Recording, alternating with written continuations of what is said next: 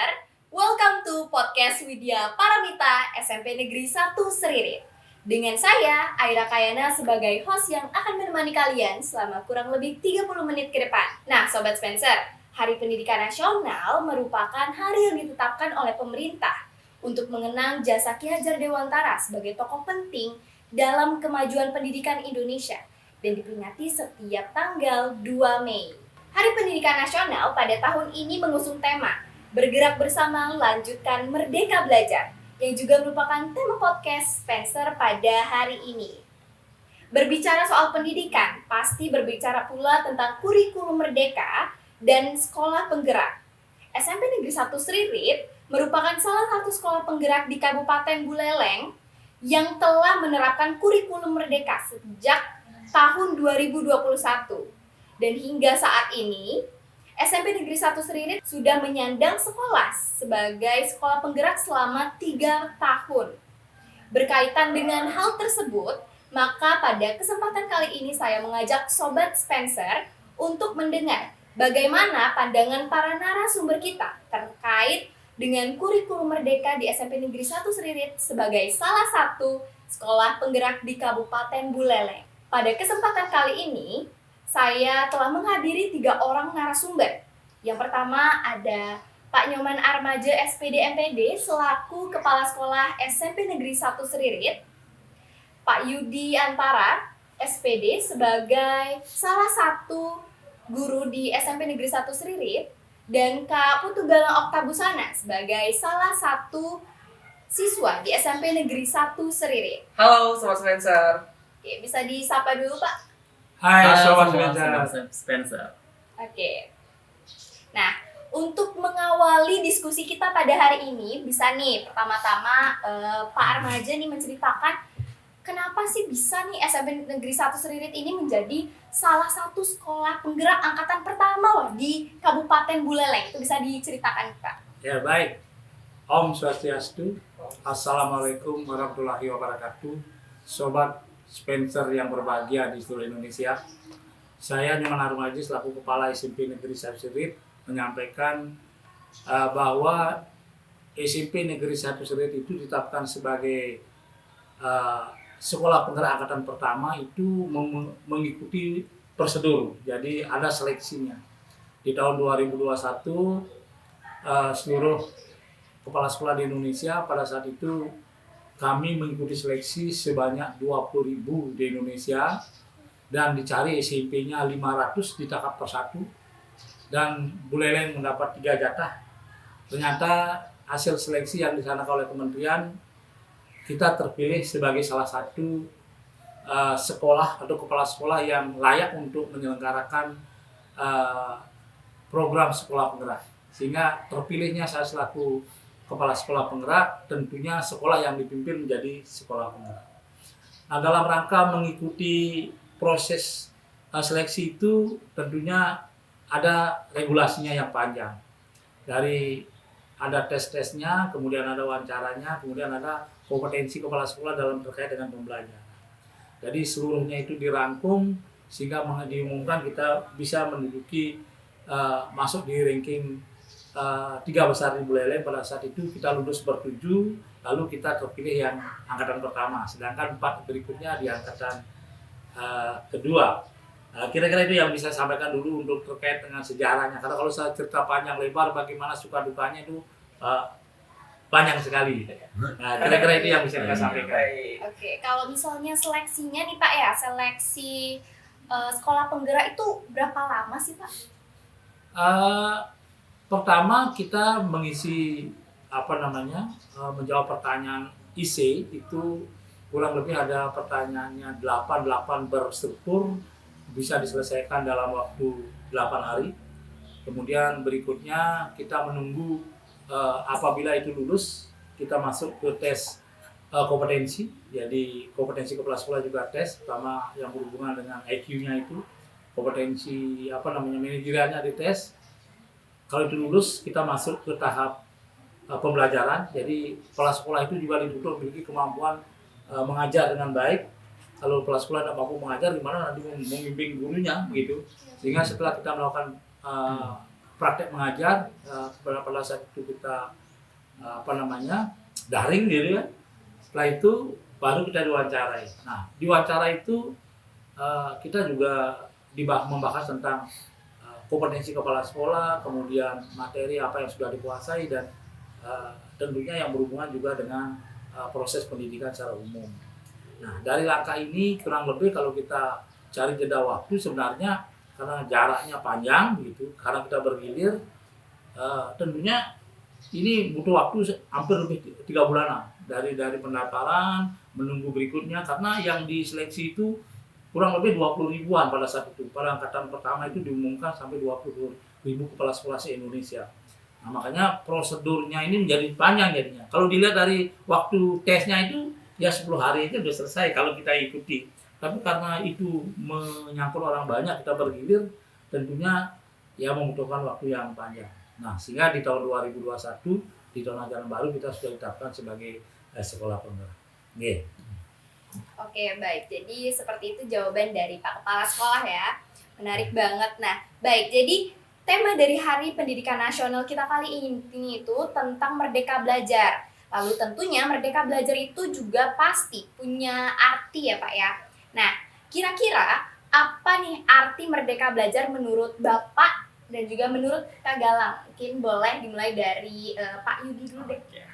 Oke, terima kasih Aira ya. Jadi sebelumnya saya ingin mengucapkan selamat Hari Pendidikan Nasional dulu yang pada tahun 2024 ini dengan tema bergerak bersama lanjutkan Merdeka Belajar. Ya, jadi benar sekali seperti apa yang sudah disampaikan oleh Aira tadi ya. Jadi dalam Merdeka Belajar itu tentunya memiliki sebuah arti atau makna tersendiri.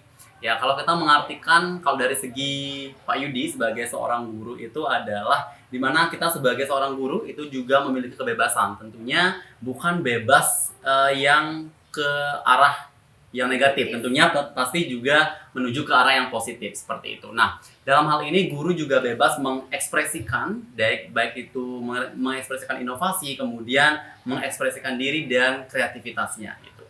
Nah, dalam konsep Merdeka Belajar ini sebagai seorang guru juga itu kita juga harus memberikan sebuah pembelajaran yang tentunya dalam konsep Merdeka Belajar itu adalah pembelajaran yang tentunya berpusat pada peserta didik yang sesuai dengan kebutuhan dan minat dari peserta didik itu sendiri. Kalau dari Pak Yudi seperti itu sih mengartikan dari Merdeka Belajar itu. Oke, tadi kan Pak Yudi sudah menyampaikan mengenai arti Merdeka Belajar menurut Pak Yudi sebagai salah satu guru gitu ya di SMP Negeri 1 Selirit. Selanjutnya nih, aku mau tanya sama Kak Galang. Nah, menurut pandangan Kak Galang, apa sih arti dari Merdeka Belajar itu? Oke, baik. Terima kasih Kak Aira pertanyaannya. Sebelumnya saya ucapkan kembali selamat Hari Pendidikan Nasional terlebih dahulu. Semoga pendidikan di Indonesia semakin terus bergerak dan berkembang ke depannya. Oke, saya sebagai salah satu siswa di SMP Negeri 1 Selirit memandang atau pandangan saya gimana sih tentang Merdeka Belajar seperti itu.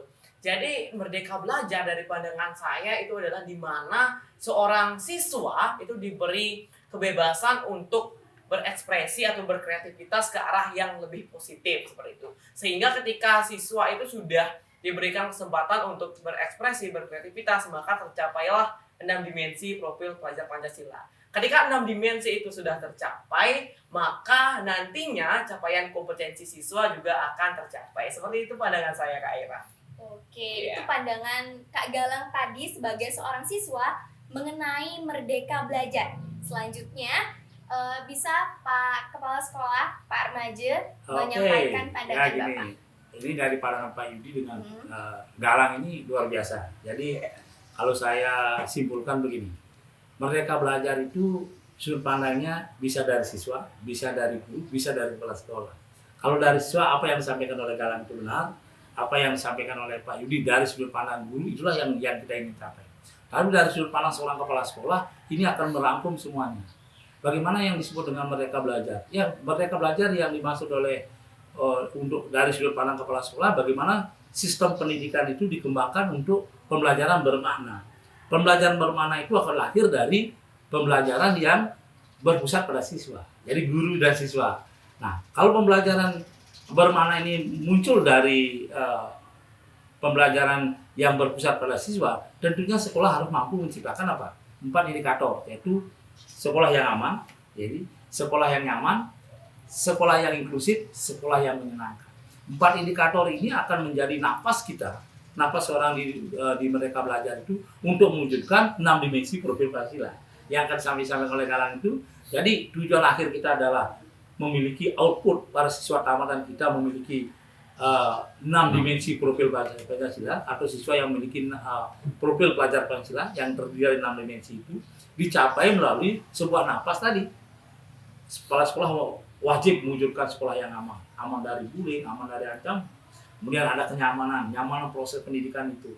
Kemudian ada siswa inklusif, jadi tanpa melihat pandang bulu, apakah ini Muslim, apakah Hindu, apakah Kristen, apa kulit hitam, kulit putih dan sebagainya, itu menjadi hal yang tidak boleh dibedakan, menjadi satu kesatuan. Terakhir, proses belajar mengajar itu akan berhasil dengan baik apabila siswa, guru, dan seluruh warga sekolah selalu bergembira. Nah, inilah yang disebut dengan merdeka belajar kalau kita lihat dari sudut pandang kepala sekolah. Kalau kepala sekolah mampu mewujudkan itu, itulah yang kita cari. Gitu. Jadi wujudnya terakhir untuk mencapai output generasi muda kita menjadi memiliki profil pelajar Pancasila. Itulah yang disebut dengan merdeka belajar. Oke. Untuk selanjutnya nih, kalau Bapak nih sebagai kepala sekolah penggerak, apa yang sudah Bapak lakukan selama menjabat sebagai kepala sekolah di SMP Negeri 1 Seririt yang merupakan sekolah penggerak angkatan pertama di Kabupaten Buleleng? Kalau kita berbicara apa yang sudah saya lakukan, kalau kita cari satu-satu kita hitung tidak banyak sekali. Tetapi kalau kita cari garis besarnya, apa yang wajib dilakukan oleh kepala sekolah penggerak, apa yang harus digerakkan lebih awal gitu. Pertama itu adalah sumber daya manusia. Jadi karena mengelola sistem pendidikan itu adalah bersumber dari orang, maka pengelolanya ini harus orang hebat. Jadi orang hebat, bukan muridnya dulu hebat, tapi pengelolanya hebat. Siapa pengelolanya itu? Ada kepala sekolah, ada guru, ada pegawai, ada komite, ada orang tua.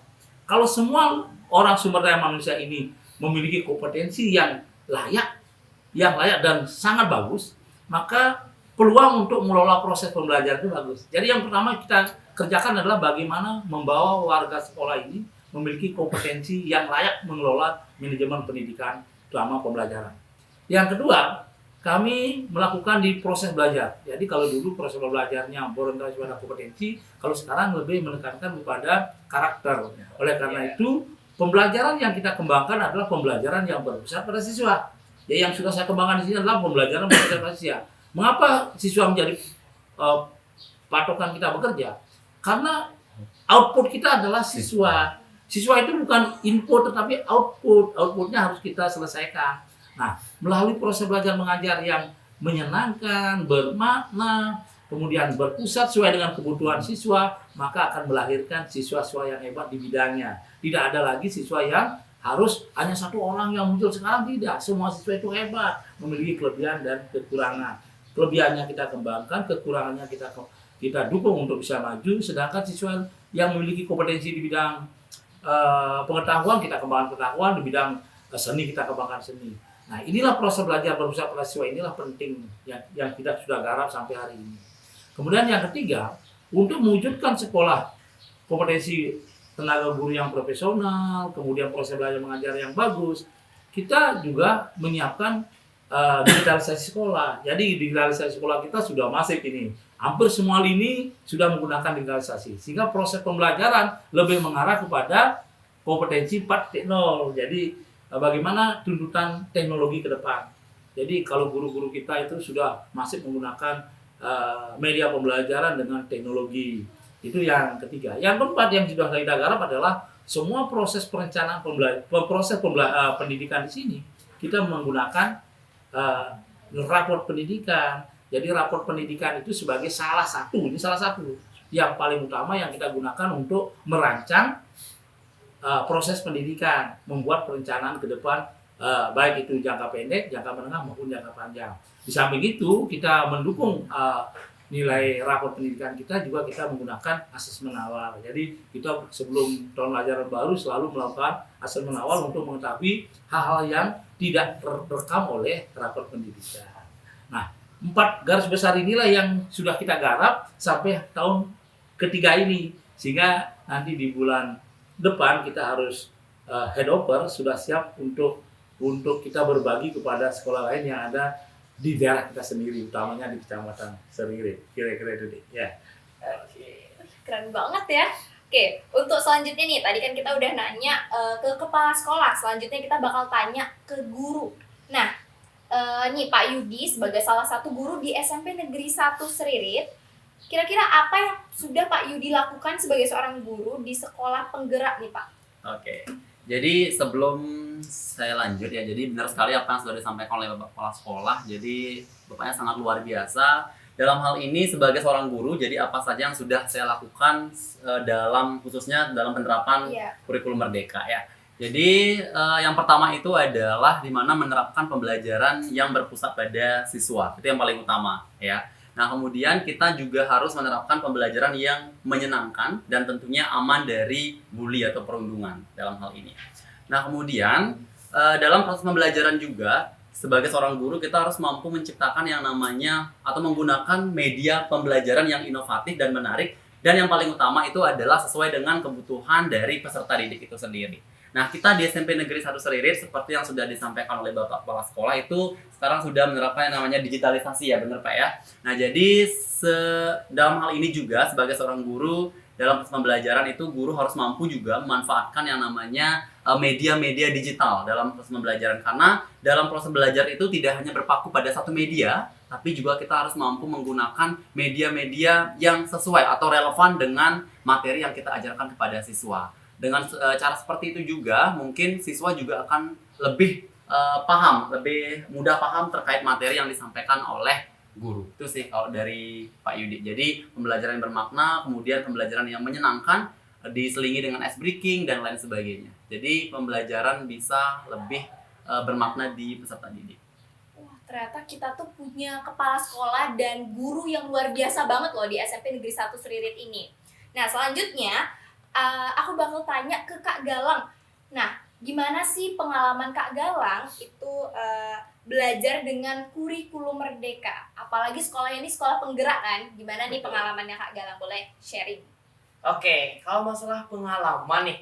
Tapi sebelum ke pengalamannya Kak Era, saya di dalam pembelajaran itu ataupun di kegiatan sekolah, saya memacu dengan suatu kutipan yang pernah saya baca di suatu artikel gitu. Wah, menarik. Oke, jadi ada suatu kutipan yang mengatakan bahwasannya jangan pernah hanya bangga dengan nyantol bersama nama besar sekolahmu, tetapi banggalah ketika kita ikut serta membangun dan berproses dalam kebesaran nama sekolah itu. Wow, luar Luar biasa ya. biasa banget ya. Jadi dari itu pengalaman belajar saya di sekolah ini, pertama yang harus ada itu adalah niat dulu, niat dari diri kita sendiri. Setelah niat, nanti dari guru dan juga kepala sekolah di dalam pihak sekolah itu ada pengemasan dalam pembelajaran. Ketika kita sudah niat, kita mau mengikuti itu, maka kita akan merasakan pembelajaran yang aman, nyaman, menyenangkan, dan inklusif. Nah, ketika sudah kita merasa untuk aman, nyaman, menyenangkan, dan inklusif, di sanalah kita mulai untuk mencapai profil pelajar Pancasila. Ketika itu sudah tercapai, maka kompetensi kita akan terbangun juga. Jadi seperti itulah pengalaman saya belajar di SMP Negeri 1 Seririt Kaya. Luar biasa. Berarti senang belajar dengan kurikulum Merdeka, senang? Seneng banget, Pak. Oke, nah kebetulan Kak Galang itu merupakan ketua OSIS di SMP Negeri 1 Seririt. Aku mau tanya nih, kayak ini menarik banget pertanyaannya. Nah, apa sih upaya Kak Galang sebagai ketua OSIS untuk ikut menggerakkan siswa ke kegiatan-kegiatan sekolah, untuk ikut bergerak aktif lah gitu? Oke, terima kasih Kak Ira, pertanyaannya ditanya lagi. Iya, tanya gitu. Oke, jadi upayanya apa sih? Utamanya kalau kita lihat dari sisi pengurus OSIS. Jadi seluruh siswa itu sebenarnya adalah termasuk OSIS. Dan saya di sini adalah sebagai ketua dari pengurus OSIS seperti itu dan juga rekan-rekan.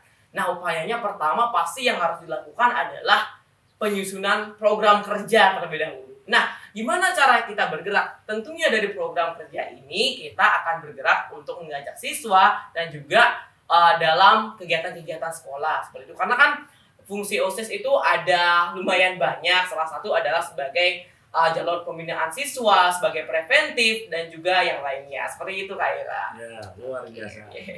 Baik, jadi teman-teman dapat kita simpulkan bahwa di diskusi kita tadi kita sudah mendiskusikan tentang Merdeka Belajar, sekolah penggerak, dan juga kita udah tanya-tanya nih dari sudut pandang Kak Galang sebagai siswa, gimana sih Merdeka Belajar itu dan gimana pengalamannya sebagai siswa yang sudah ikut untuk menjalankan Merdeka Belajar. Nah, oke. Untuk mengakhiri podcast kita pada hari ini, saya punya jargon nih Pak. Nah, jadi jargonnya seperti ini, saya contohin dulu ya.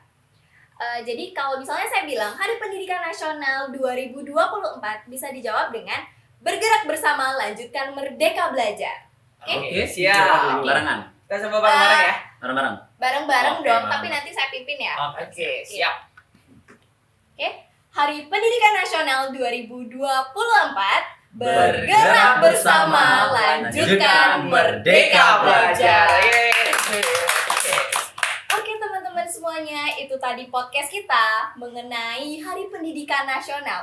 Saya ucapkan selamat Hari Pendidikan Nasional untuk teman-teman semuanya dan sampai jumpa. Hai. Dadah. Dadah.